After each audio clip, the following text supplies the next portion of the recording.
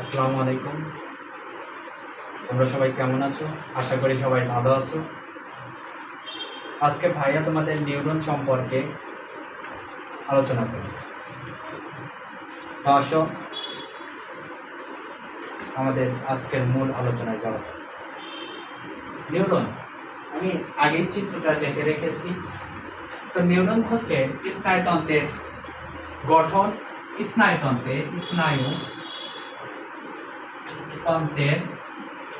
গঠন ও কার্যকরী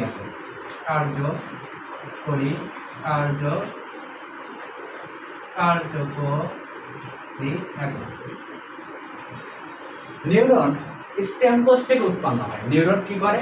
নিউরন হচ্ছে স্টেম কোষ থেকে উৎপন্ন হয়। স্টেম কোষ থেকে নিউরোজেনেসিস প্রক্রিয়ায় উৎপন্ন হয়। নিউরোজেনেসিস প্রক্রিয়ায়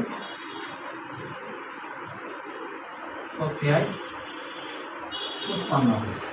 হ্যাঁ, নিউরোজেনেসিস প্রক্রিয়ায় উৎপন্ন হয়। তাহলে নিউরোজেনেসিস প্রক্রিয়ায় উৎপন্ন হয় এবং নিউরনের সাধারণত দুইটা অংশে ভাগ করা যায়।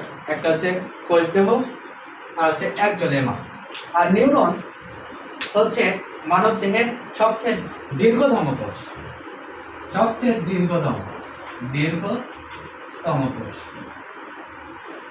দীর্ঘতম কোষ হচ্ছে নিউরন। নিউরনের প্রধানত দুই ভাগে ভাগ করা হয়। নিউরনের মানে গঠনকে দুই ভাগে ভাগ করা হয়। একটা হচ্ছে কোষদেহ আর একটা একজোলেমা। কোষদেহের মধ্যে রয়েছে নিউক্লিয়াস। নিউরনের নিউক্লিয়াসটা বড় হয়। এবং নিউক্লিয়াসে সাইটোপ্লাজম, নিউক্লিয়ার মেমব্রেন ইত্যাদি উপস্থিত থাকে। আবার নিউরনের এই কোষদেহ থেকে এই শাখাগুলো বের হয়েছে, শাখা উৎপন্ন হয়েছে। এগুলোর নাম হচ্ছে ডেনড্রাইট। আর নিউরনের সাইটোপ্লাজমকে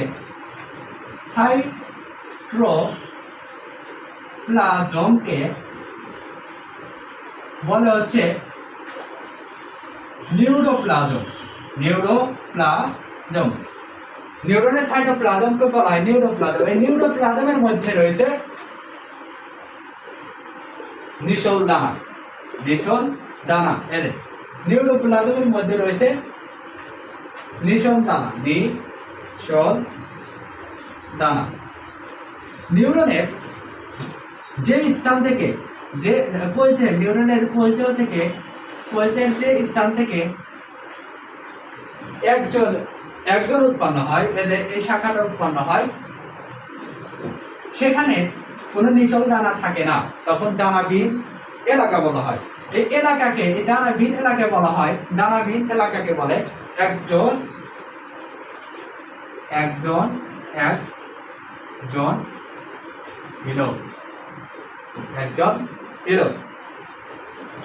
নিউরনের এই বড় শাখাটা বের হলো। এই শাখাটার নাম হচ্ছে একজোলেমাটায় এদের যে এগুলা দেখতে পাচ্ছ, এগুলোর নাম হচ্ছে মাইলিন সিট। এই মাইলিন সিটের মধ্যে থাকে হচ্ছে সোয়ান কোষ। এই পাশাপাশি দুটি মাইলিন সিটের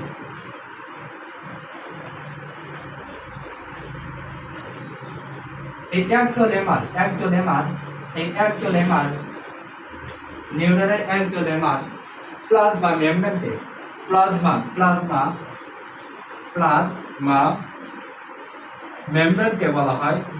বলা হয় একজোলেমা। প্লাজমা মেমব্রেনকে বলা হয় একজোলেমা।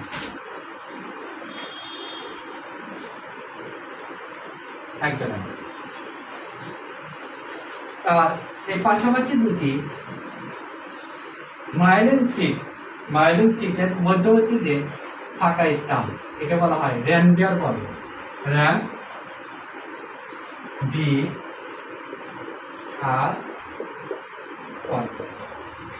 আর একজন এবার যে পাশাপাশি যে নিচ দিয়ে যে শাখাগুলো বের হয়েছে এটা বলা হয় হচ্ছে টেলোডেন্ড্রিয়ন। টেলোডেন্ড্রিয়নের মাথায় যে স্থিত অংশ, এই স্থিত অংশকে বলা হয় সিম্প্যাথিক নব। সাধারণত এটা হচ্ছে সিম্প্যাথিক নব। টেলোডেন্ড্রিয়নের থেকে শাখায় যে স্থিত অংশ এটা হচ্ছে সিম্প্যাথিক নব। এই ছিল আমাদের আজকের নিউরন সম্পর্কিত আলোচনা।